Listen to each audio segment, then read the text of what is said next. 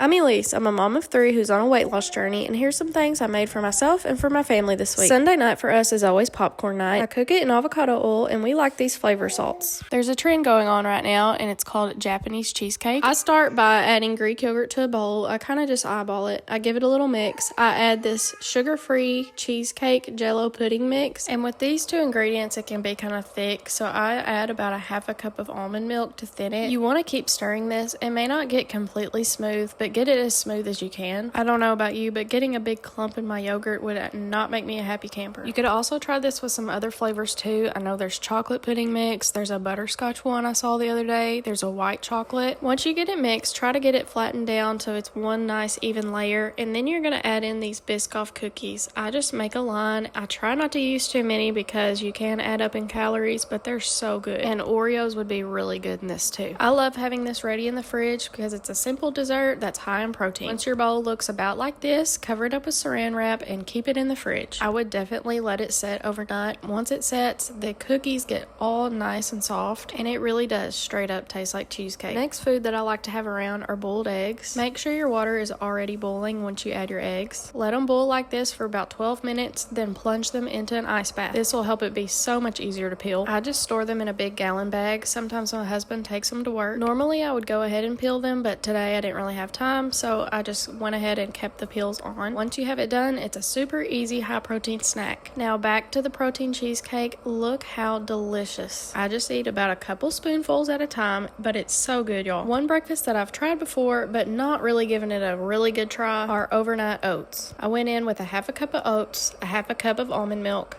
and about a fourth a cup of Greek yogurt. Then you add about a tablespoon of honey, but you could also use pure maple syrup. I love taking the paper off the yogurt. You give that a good mix, and then it's ready for the fridge. You could seriously do these any way you wanted. You could add peanut butter, chocolate chips, you could do cinnamon and pecans, but I love that it's a super easy breakfast that has a lot of protein and a lot of fiber. I'm also trying to use as many whole ingredients as I can, so I love that it's sweetened with honey. I actually need to make some more of these because we are currently out, and I really missed it this morning. I am actually not a breakfast person. I really don't like breakfast food, and I have been very guilty in the past of drinking coffee all morning, and then by 11 o'clock I am starving. I'm ready to eat the entire house. So adding in a good quality breakfast is a new goal of mine. One meal prep I've been seeing everywhere are these ground meat and sweet potato bowls. I started by washing my sweet potatoes. I cut them in half down the middle. I gave them a little spritz of oil, and I put them down on an aluminum lined baking sheet. I baked them at 400, probably about 30 to 40 minutes. I kind of lost track, but you'll know they're done when you can pierce them easily with a fork. And one source of protein I usually forget about is ground turkey. I just ground it up in my skillet. I used garlic, onion, paprika, salt,